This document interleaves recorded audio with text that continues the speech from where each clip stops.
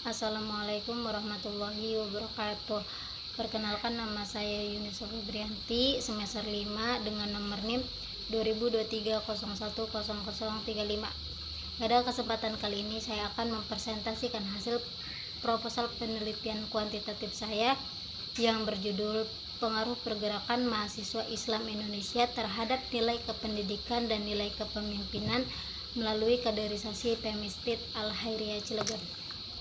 Latar belakang pada bagian kondisi ideal, mahasiswa sebagai agen perubahan yaitu agent of change memiliki peran strategis dalam nilai kependidikan dan nilai kepemimpinan organisasi kemahasiswaan khususnya di pergerakan mahasiswa Islam Indonesia.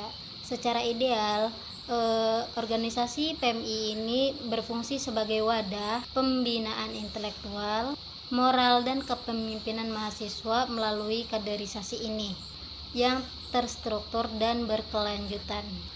Melalui kaderisasi Pemistit ini diharapkan mahasiswa memiliki kemampuan berpikir kritis, berakhlakul karimah, dan memiliki jiwa kepemimpinan serta mampu berkontribusi dalam masyarakat secara aktif dan bertanggung jawab. Dan pada kondisi faktual, berdasarkan studi pendahuluan di PMI Komisariat Setit Al-Khairiyah Cilegon, kegiatan kaderisasi telah dilaksanakan melalui berbagai agenda yaitu Mapaba, PKD, dan aktivitas pergerakan mahasiswa Islam Indonesia yang lainnya. Namun, dalam praktiknya masih ditemukan berbagai permasalahan, di antaranya satu yaitu tidak semua kader menunjukkan peningkatan nilai kependidikan seperti sikap akademik, kedisiplinan belajar, dan kesadaran terhadap peran mahasiswa dalam pendidikan. Yang kedua, sebagian kader belum menampilkan jiwa kepemimpinan yang optimal seperti keberanian mengambil keputusan, tanggung jawab organisasi, dan kemampuan memimpin forum. Yang ketiga, partisipasi kader dalam kegiatan pergerakan masih bersifat formalitas, belum sepenuhnya mencerminkan internalisasi nilai-nilai PMII. Nah, kondisi ini menunjukkan adanya kemungkinan ketidaksesuaian antara tujuan ideal kaderisasi PMII dengan hasil yang dicapai oleh kader, sehingga perlu diteliti secara ilmiah. Mengapa masalah ini perlu diteliti? Yaitu pada bagian urgensi. Penelitian ini perlu dilakukan karena yang pertama, PMI merupakan organisasi kader yang berperan besar dalam pembentukan karakter mahasiswa Islam. Yang kedua, nilai kependidikan dan kepemimpinan sangat dibutuhkan dalam mencetak calon pendidik dan pemimpin masa depan, khususnya di lingkungan Setit. Yang ketiga, tanpa evaluasi ilmiah, kaderisasi berpotensi berjalan rutin tetapi kurang berdampak secara nyata. Adapun solusi yang ditawarkan dalam permasalahan ini dan dalam penelitian ini adalah dengan mengukur secara objektif pengaruh pergerakan dan kaderisasi Setit terhadap nilai kependidikan dan nilai kepemimpinan kader, sehingga hasil penelitian bisa menjadi bahan evaluasi dan perbaikan sistem di kaderisasi PMI Setit Al-Khairiyah Cilegon. Literatur review. Beberapa penelitian sebelumnya menunjukkan bahwa organisasi kemahasiswaan memiliki pengaruh yang signifikan terhadap pembentukan karakter kepemimpinan dan sikap akademik mahasiswa. Kaderisasi terhadap pembentukan yang baik terbukti mampu meningkatkan kemampuan kepemimpinan, kedisiplinan, serta tanggung jawab sosial mahasiswa. PMII sebagai organisasi yang berbasis kependidikan dan kepemimpinan dan keislaman serta ke-NU-an memiliki ciri khas dalam penguatan nilai ideologis, intelektual, dan moral kader. Namun, efektivitas kaderisasi sangat bergantung kepada pelaksanaan dan partisipasi kepada kader-kader PMII dalam setiap proses pergerakan. Preset. Meskipun telah banyak penelitian tentang organisasi kemahasiswaan dan kepemimpinan, masih sedikit penelitian yang secara spesifik. Yang pertama yaitu mengkaji yaitu mengkaji pengaruh pergerakan mahasiswa Islam Indonesia terhadap nilai kependidikan dan kepemimpinan secara bersamaan. Yang kedua dilakukan pada PMII, Komisariat Setit untuk lokasi penelitian atau sebagai lokasi penelitian. Yang ketiga yaitu menggunakan pendekatan kuantitatif untuk mengukur besarnya pengaruh kaderisasi PMI STIT Al-Heria Cilegon. Oleh karena itu, penelitian ini hadir untuk mengisi kekosongan tersebut. Yang ketiga, rumusan masalah. Berdasarkan latar belakang dan identifikasi masalah yang di atas tadi, maka rumusan masalah dalam penelitian ini adalah yang pertama, bagaimana pergerakan dan kaderisasi PMI Komisariat Setit Al-Heria. Yang kedua, bagaimana tingkat nilai kependidikan kader PMI STIT Al-Heria. Yang ketiga, bagaimana tingkat nilai kepemimpinan kader PMI Komisariat Setit Al-Heria. Yang keempat, apakah terdapat pengaruh pergerakan dan kaderisasi PMI terhadap nilai kependidikan kader PMI Komisariat Setit Al-Heria. Dan yang terakhir, apakah terdapat pengaruh pergerakan dan kaderisasi PMI terhadap nilai kepemimpinan kader PMI Komisariat Setit Al-Heria. D. Tujuan penelitian ini adalah yang pertama yaitu untuk mengetahui pergerakan dan pelaksanaan kaderisasi PMI Komisariat Setit Al-Heria. Yang kedua, untuk mengetahui tingkat nilai kependidikan kader PMI Komisariat Setit Al-Heria. Dan yang ketiga, untuk mengetahui tingkat nilai kepemimpinan kader PMI Komisariat Setit Al-Heria. Dan yang selanjutnya yaitu untuk mengetahui pengaruh pergerakan dan kaderisasi PMI terhadap nilai kependidikan kader PMI STIT Al-Heria. Dan yang terakhir ada untuk mengetahui pengaruh pergerakan dan kaderisasi PMI terhadap nilai kepemimpinan kader PMI Komisariat Setit Al-Heria. Yang kelima ada variabel, yaitu poinnya teori variabel.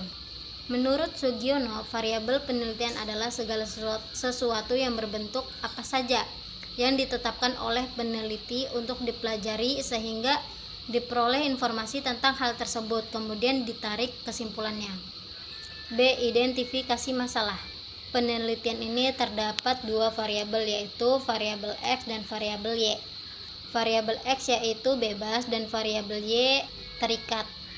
Variabel bebasnya yaitu pergerakan mahasiswa Islam Indonesia melalui kaderisasi PMII, dan variabel Y atau terikatnya yaitu Y1 nilai kependidikan dan Y2 nilai kepemimpinan.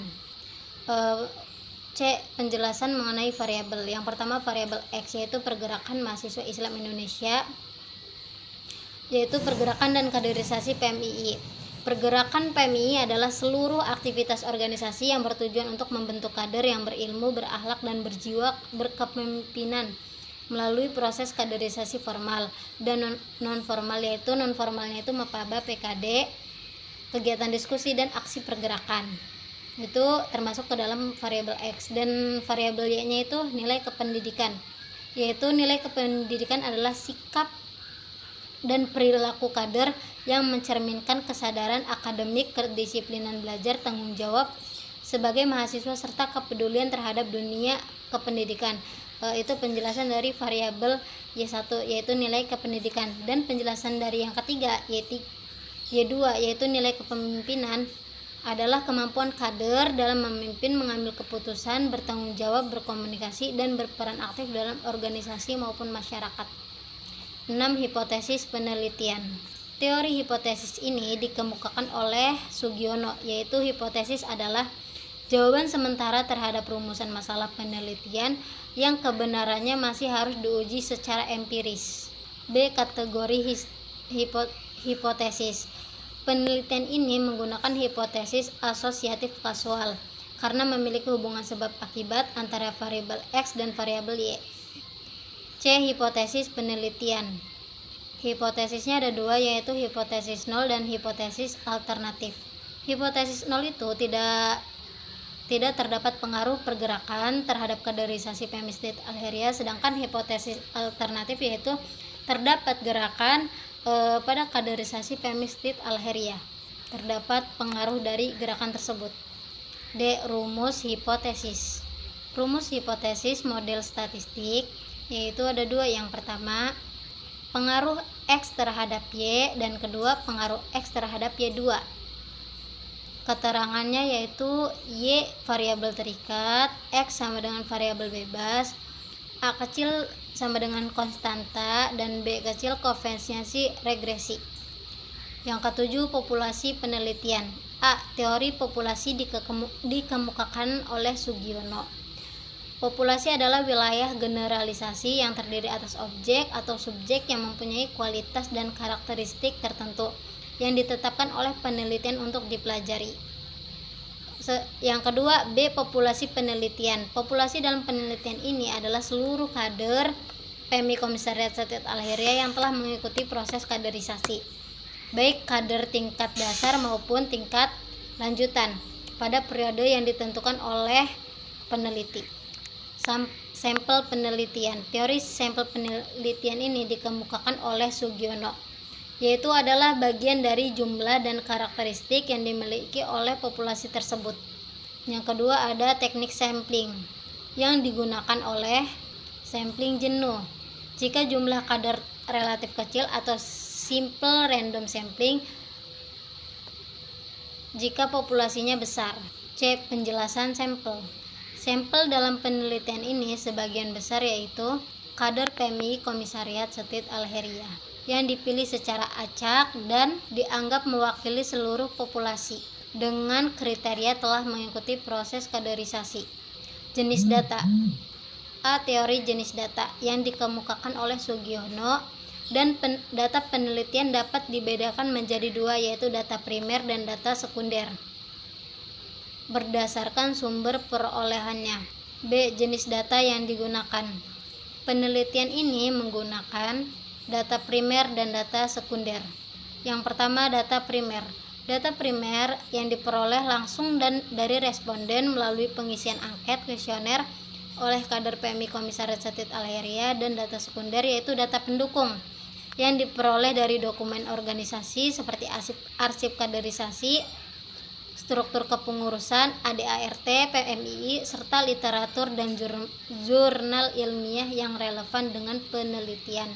Sumber perolehan data. Kalau data primer yang diperoleh langsung dari responden melalui pengisian angket kuesioner oleh kader PMII Said Al-Heriyah Cilegon, sedangkan data sekunder yaitu data pendukung diperoleh dari dokumen organisasi seperti arsip, kaderisasi, dan struktur kepengurusan serta ADART PMII, dan literatur serta jurnal ilmiah yang relevan dengan penelitian. Data primer ini diperoleh dari responden kader PMI Said Al-Heriyah, sedangkan data sekunder dari dokumen resmi PMI Said Al-Heriyah Cilegon. Yang ke-10, metode pengumpulan data. Teori metode pengumpulan data dikemukakan oleh Sugiono, yaitu metode pengumpulan data merupakan cara yang digunakan dalam peneliti untuk memperoleh data yang dibutuhkan oleh peneliti, dan metode yang digunakan yaitu 2, angket dan dokumentasi. Angket ini digunakan untuk mengukur pergerakan dan kaderisasi PMII, nilai kependidikan, dan nilai kepemimpinan. Dan yang kedua, dokumentasi digunakan untuk memperoleh data pendukung seperti jumlah kader, program kaderisasi, dan struktur organisasi. C. Prosedur pengumpulan data. Ada 5 prosedur untuk pengumpulan data, yaitu yang pertama, 1. Menyusun instrumen angket sesuai variabel penelitian. 2. Melakukan uji coba instrumen. Ketiga, membagikan angket kepada responden. Keempat, mengumpulkan dan mengelola data angket. Kelima, yaitu menghimpun data dokumentasi dari pengurus PMI Komisariat Said Al-Heriyah. 11. Instrumen penelitian. Teori instrumen penelitian ini dikemukakan oleh Sugiono, oleh Ari Kunto, yaitu instrumen adalah penelitian, alat yang digunakan oleh peneliti untuk mengumpulkan data agar pekerjaannya lebih mudah dan hasilnya lebih baik. B. Skala pengukuran. Instrumen penelitian ini menggunakan skala Likert dengan 5 alternatif jawaban, yaitu sangat setuju, setuju, ragu-ragu, tidak setuju, dan sangat tidak setuju. C. Kisi-kisi instrumen penelitian. Di sini ada variabel, yaitu variabelnya itu pergerakan mahasiswa Islam dan kaderisasi PMII, dan indikatornya adalah keikutsertaan kaderisasi, internalisasi nilai, dan keaktifan organisasi. Dan contoh pernyataannya itu adalah seperti saya aktif mengikuti kegiatan kaderisasi PMII. D. Format instrumen. Instrumen berbentuk angket tertutup dengan pernyataan positif yang disesuaikan atau disusun sesuai indikator variabel. Yang ke-12 yaitu metode keabsahan data.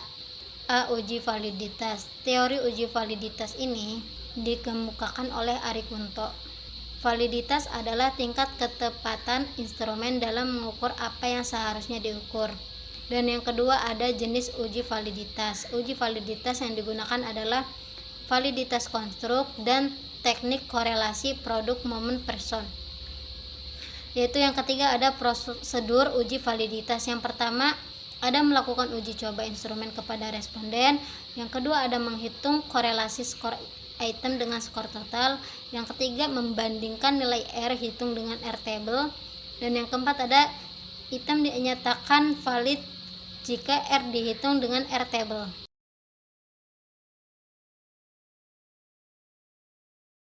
Yang keempat yaitu ada uji validitas. Rumusnya yaitu R sama dengan jumlah dari XI dikali AI minus jumlah X kali jumlah Y dibagi N dibagi dengan akar dari jumlah X kuadrat minus jumlah X kuadrat dibagi N dikali akar dari jumlah Y kuadrat minus jumlah Y kuadrat dibagi N. Yang selanjutnya itu ada uji reliabilitas. Teori uji reliabilitas ini dikemukakan oleh Sugiono, yaitu tingkat konsistensi suatu instrumen apabila sering digunakan dan berulang kali. Dua jenis uji reliabilitas, yaitu menggunakan alpha Cronbach. Yang ketiga ada prosedur uji reliabilitas. Ada dua prosedur, yaitu yang pertama menghitung nilai alpha dari seluruh item valid, dan yang kedua ada instrumen dinyatakan reliable jika A 0,60. Yang selanjutnya ada rumus uji reliabilitas.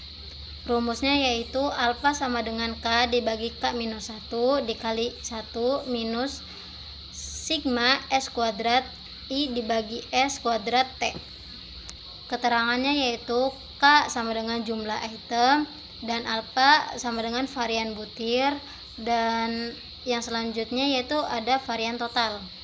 Ke-13 teknik analisis data. A. Statistik deskriptif. Teori ini dikemukakan oleh Sugiono, yaitu digunakan untuk menganalisis data dengan cara mendeskripsikan data tanpa bermaksud membuat kesimpulan yang berlaku umum. Dan yang kedua ada prosedurnya, yaitu menghitung skor rata-rata, yang kedua persentase, dan yang ketiga menentukan kategori yaitu tinggi, rendah, sedang.